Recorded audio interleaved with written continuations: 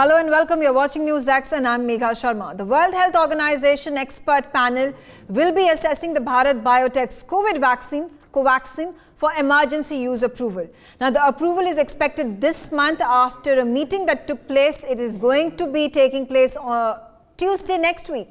The strategic advisory group of the expert panel on immunization is set to deliberate on the findings provided by the Bharat Biotech from their phase 3 of the clinical trials and put forward recommendations. So far, the WHO has only included 6 vaccine candidates under its emergency use approval list. Sinovac and Sinopac are amongst the 2 vaccines from China, while India's COVAXIN continues to be left hanging. Now, is the emergency use approval now imminent is the big question that we ask. And in fact, let's try to figure out all these developments that are taking place and what the World Health Organization has been doing in the last several weeks and months ever since the Bharat Biotech had gone ahead and appealed to the WHO to give it the emergency approval. And in fact, there are a number of these tweets and news reports that have also been flashed by the World Health Organization agency to allow for people to understand at what stage it is at in providing Bharat Biotech the EUL, emergency use for the vaccine COVAXIN. Now, this is the latest tweet by the World Health Organization. It says that COVAXIN manufacturer Bharat Biotech has been submitting data to the World Health Organization on a rolling basis as and when asked by the WHO, and submitted additional info at the WHO's request as well on 27 September. The WHO experts are currently reviewing this information, and if it addresses all questions raised, the WHO assessment will be finalized next week. All right, so that's the latest information. There was hope that after the 27th September meeting that took place between Bharat Biotech and the WHO officials, there was a date, October 5th was when there was an emergency approval awaited, but that has not happened. There is going to be a meeting that is going to take place next week by the WHO officials. The Bharat Biotech officials are also going to be present. Remains to be seen if that much needed approval is going to be given by Bharat Biotech. But let's take a look at the other set of communications, public communications that have been made by the World Health Organization. Over here, another tweet that has been shared. WHO and an independent group of experts are scheduled to be meeting next week. They will be carrying out the risk and benefit assessment and come out to a final decision whether to grant the emergency use listing to COVAXIN. So that's the messaging that has been come from the WHO. It also speaks about the kind of assessments that are going to take place by the technical advisory group and the independent experts. They are going to be centered on determining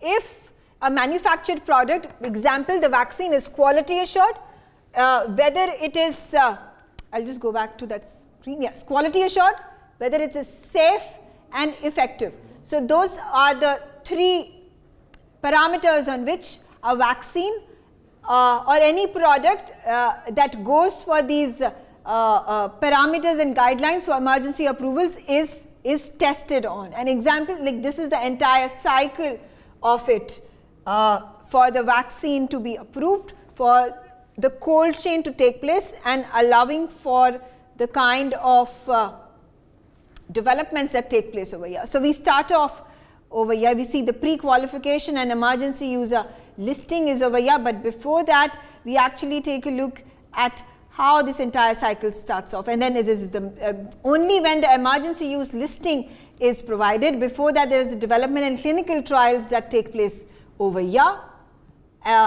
These clinical trials, after they are completed, are provided to the World Health Organization, which in turn gives the EUL, which is the emergency use listing, and then that particular organization, then that particular manufacturing unit, manufacturing plant, that company then allows for the manufacturing of the vaccine on a large scale. The cold storage of the vaccine takes place. Obviously, logistics are taken care of, delivery, and finally the vaccination campaigns begin. There are ongoing safety checks that take place, and the vaccine is administered, inoculated to people who are in need. At this point of time, obviously, the corona vaccine is what we are talking about. All right. If you take a look at the next set of communications, yes, so this is important. Why, you ask? Because of the fact that these are the parameters, this is the big parameter on which the World Health Organization is going to be providing the emergency use listing to Bharat Biotech's COVAXIN. This is from the website of the World Health Organization, and it provides you all these detailed answers to the most asked questions, most frequently asked questions. And over here, how soon can a vaccine against COVID-19 be assessed under the EUL? And under the highlighted, highlighted marked information over here, for an investigational vaccine to be considered fit for use in public health emergency, data should demonstrate that there is a benefit in the target population that outweighs the risk of its use. So this, the words of this statement are important. There is a benefit in the target population that outweighs the risk of its use. This is important because the next set of slides are going to showcase exactly how COVAXIN is for the benefit of the target population, and it definitely clearly outweighs the risk of its use. All right. We'll try to understand what does the emergency use listing by WHO mean. There are these prerequisites for COVAX. It assesses the quality, the safety and the efficacy of that particular vaccine. And in the case of AstraZeneca, and this would be an interesting figure to remember, interesting snippet or information to remember, in case of AstraZeneca Oxford vaccine, WHO ended up assessing that the quality, safety and efficacy of the vaccine and the data, risk management plans and programmatic suitability such as cold chain requirements, the process took only 4 weeks. So within 4 weeks of those permissions that were sought by AstraZeneca Oxford vaccine, the WHO had already given every single one of those emergency approvals. This would be interesting to note, and let's try to, okay, all right, to the next set of slides over here. Okay, so now this is in a presentation that had been given by Bharat Biotech. There was a final analysis of COVAXIN. This is the efficacy from phase 3 clinical trials, and as per the WHO testing and analysis, efficacy analysis demonstrates that COVAXIN is 77.8% effective against symptomatic COVID-19. It is 93.4% effective against severe symptomatic COVID-19. It is 63.6%, gives 63.6% protection against asymptomatic COVID-19 and 65.2% protection against the Delta variant of the coronavirus 19. All right, now there was yet another, in one of the slides of the presentations, these are the important factors that were noted in, and I'm going to just highlight them for my viewers over here. Risk management and implementation. The presentation of the clinical data on COVAXIN from phase 1, 2 and 3 and post-marketing studies on the safety, immunogenicity, efficacy and effectiveness. So these are obviously the parameters that have been mentioned. There have been risk management and other implementation considerations that have been taken care of by WHO and the independent agency that is testing the vaccine even now. All right, I'm going to move on to the next set of slides, and you know, as per the information that has been provided by the World Health Organization, we again witness over here that, and this is interesting to note, that the efficacy endpoint for COVID-19, Bharat Biotech's COVAXIN has been given a 77.8% efficacy. For severe COVID, there is 93.4% efficacy percentage, and for the Delta variant, it is 65.2%. So these are the figures. These are in public knowledge, public domain, and anybody can access them at this point of time. And let's take a look at the next set of slides. So in direct contrast to what happened with the CoronaVac vaccine, which is a Chinese vaccine, and that was also given approval, emergency approval, approval by the World Health Organization within just a few weeks of them seeking that particular approval. And take a look at these important issues that were highlighted. The antibody level of the CoronaVac actually declined to a low level 6 months, within 6 months of the second dose. So it has gone down. The efficacy on day 0 to actually day 50, between 40 and 50, and by the time the second dose is given, it again subsides within 6 months to 0 over here in 6 months after 2 doses. And then there has to be a booster dose that needs to be given, that again brings the immunity levels high into a particular individual. Now this is the report for CoronaVac, which is a vaccine that has been approved by the World Health Organization. The antibody levels have also declined but remained relatively high level 6 months after the booster dose. So you understand that while there has been approvals, emergency approvals that have been given to a number of vaccines, 6 vaccines in total, including AstraZeneca, and I just showed you on this slide, the Sinovac and CoronaVac, the 2 vaccines which have been manufactured in China. And even though they showcase lower efficacy levels in terms of their performance in an individual's body, they have still been given these approvals within a very short span of time, within weeks' time. So why is it that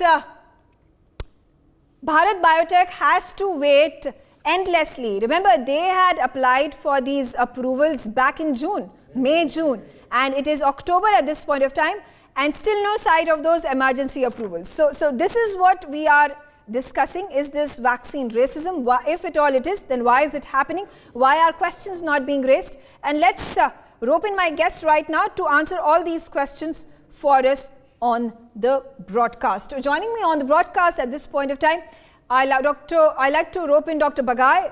And Dr. Bagai, this short presentation that I brought to notice to our viewers and the kind of public messaging that has been brought about by the World Health Organization, what do you think are actually the issues that perhaps the World Health Organization agency is facing when it comes to providing that emergency approval to COVAXIN? Good evening everyone. So there are 6 quick points and each one is extremely critical. One is that India overall has been a vaccine manufacturing pioneer and hub. More than 60% of the global stockpile of the vaccines used, mainly for children though, have been actually manufactured and exported from India. Bharat Biotech is not a new kid on the block. They've been in business for the last 2 decades plus. They have more than 7 or 8 very large platforms which have been widely used, including in our own personal practice, and we've had no problems at all with regards to their vaccines.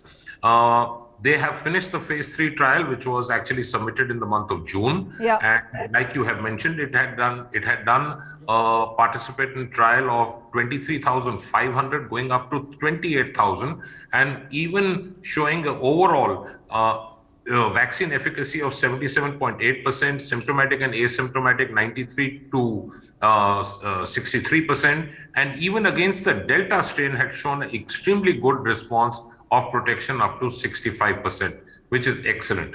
Now come to what has undergone to reach this data in the trial. They've passed through the safety profiling, immunogenicity, vaccine efficacy, profiling, age-wise, symptomatic versus asymptomatic, and different age groups. Now, what's the proof of the pudding? The proof of the pudding is vaccine effectiveness on the ground. Right. India today has finished 93 crores. I think 15 or 20% of the total doses have been actually from the Bharat Biotech, which is COVAXIN. Yes, Serum Institute vaccine, AstraZeneca has been more.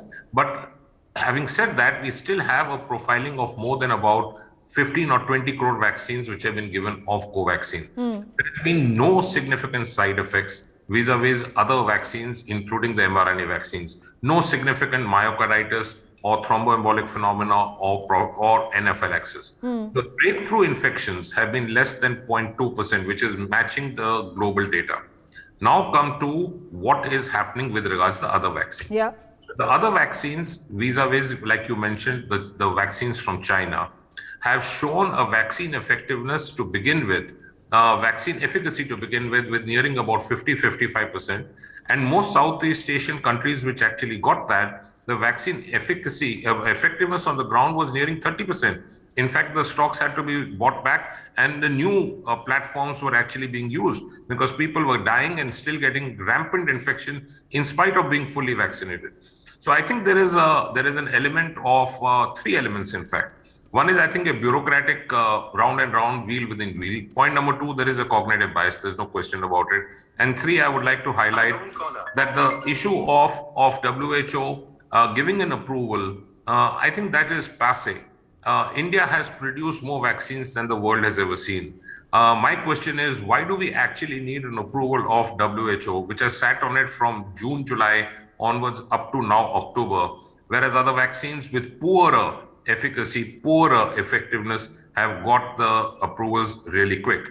Okay. I would like to mention a last very quick point. In emergency use, I think we have to look at global safety. When the Ebola epidemic took place, they actually approved the Ebola vaccine with just 90 odd participants in a trial, and the vaccine was approved for emergency use. Here we have crores of patients and millions of patients. I don't know what is preventing WHO from giving the approval. This is only going to delay hurdle. We can actually be producing much more once the approval is given and export it to countries which are less fortunate than India, who much need this vaccine. Okay.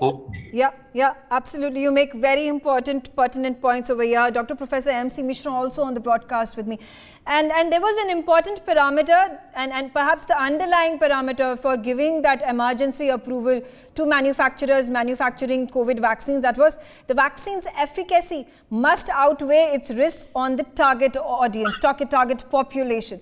And if we take a look at and compare the 6 vaccines that have been given the WHO approval, COVAXIN gets it right in every single one of those parameters and perhaps even outdoes the rest of the vaccines. So the question Dr. Bagai has picked is, why is it that the WHO is continuing to delay this? Is this the big pharma politics that is playing it out and disallowing indigenous manufacturers like Bharat Biotech to sell off their vaccines, and not just sell off their vaccines, but also provide their vaccines for the larger good of the community world over?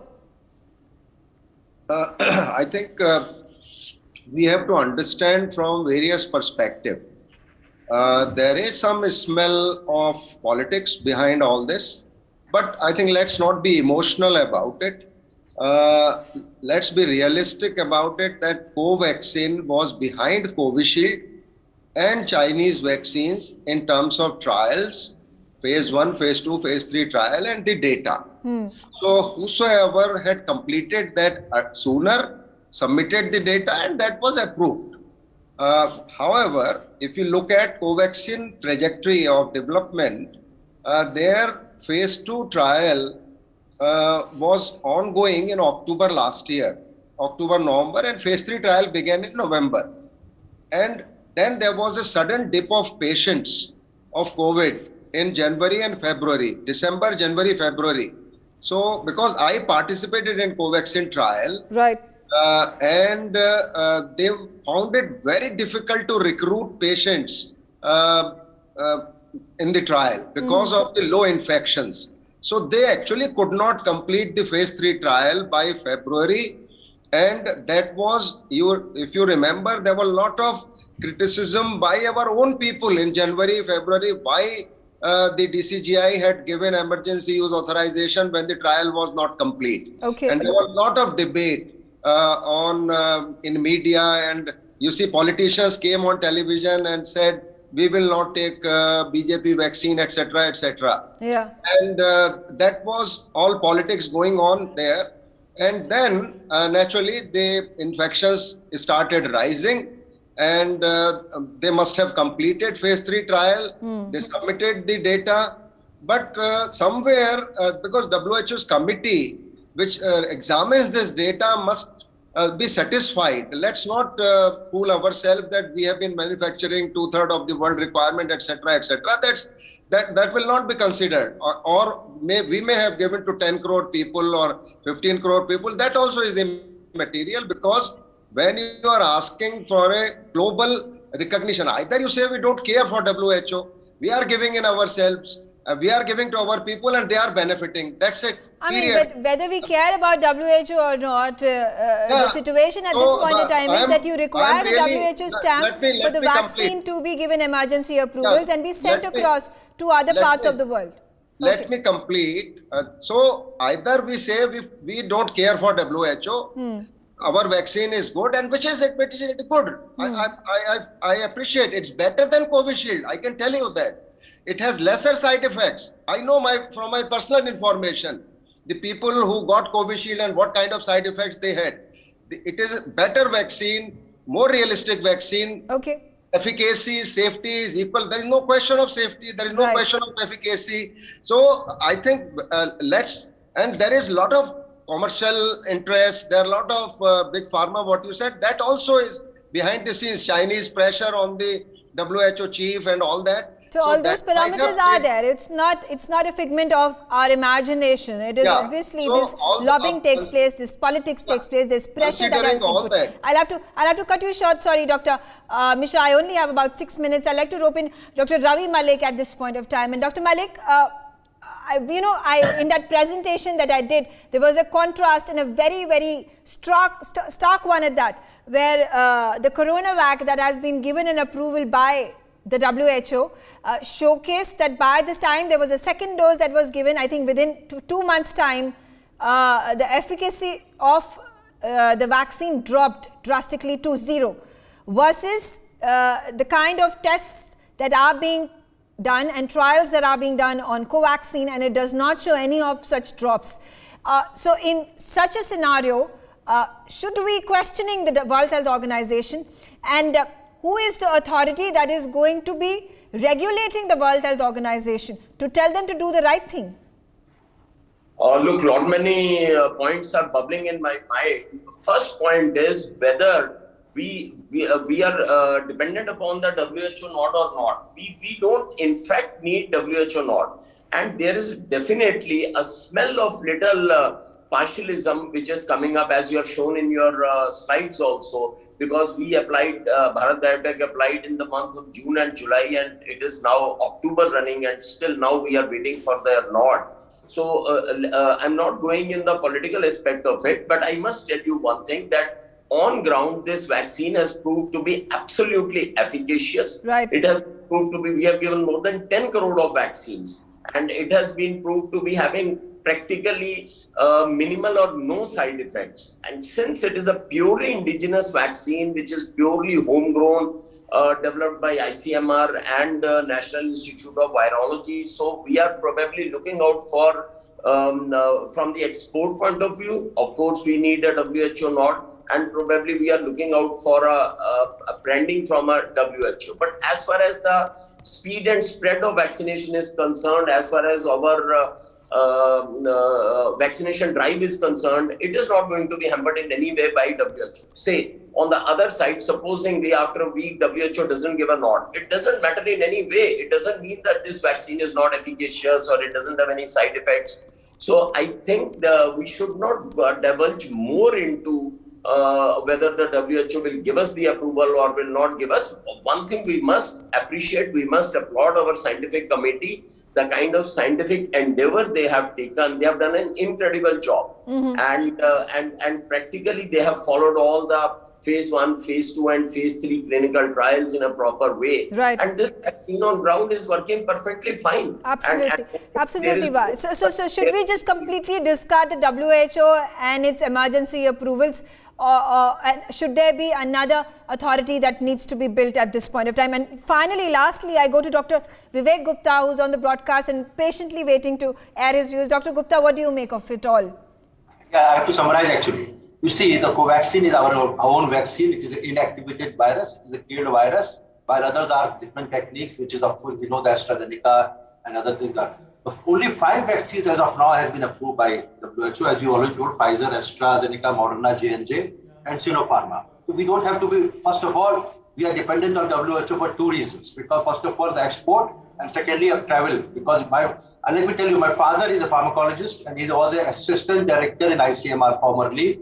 When he was choosing between AstraZeneca and COVAXIN, he said, I will take COVAXIN. The reason were 2 things. Because he said it's a killed virus, complete virus. He is a very important, thoroughly read person. So there is no doubt that COVAXIN is a good and very well established vaccine. But of course, there is no doubt that we were late in giving the phase 3 trial, although it was approved in our country before the phase 3 trial, and there was a lot of criticism. But we thought that phase 2, at least the safety is okay, so we can go ahead with this vaccine, and there was an emergency requirement for those vaccines. Okay. Coming on to the point, now June is the time when they applied. Now this is September, October, they are going to take it. And they're very hopeful that WHO will give a green signal for emergency use authorization, and we will be able to travel, the export will be allowed. Whether there has been delay or not, that is, of course, there is a competitive environment, there is an industrial pressure on whether WHO is moved by that, whether Chinese pressure is there or not. All these are points of speculation. Yeah. But I must say that our phase 3 trial, as Dr. MC Mishra very clearly said, that was delayed and therefore they had approved it. But there have been reasons why Pfizer, Moderna, they were given so quick approval. There is no doubt, there is some sense of partiality. I have lived in France. Okay. When I'm working there, we know. Okay. I only have as much time. I thank you, Dr. Vivek Gupta, and all the other panelists, all the other good doctors that have joined me on the broadcast and shared their analysis and thoughts on this bias that is being witnessed by Bharat Biotech and COVAXIN. I'll take a short break, come right back, because on the other end, we also have the India Idea Summit that is presented to you by the US-India Business Council. So straight cutting from Washington, D.C., live on your screens in a commercial break after this.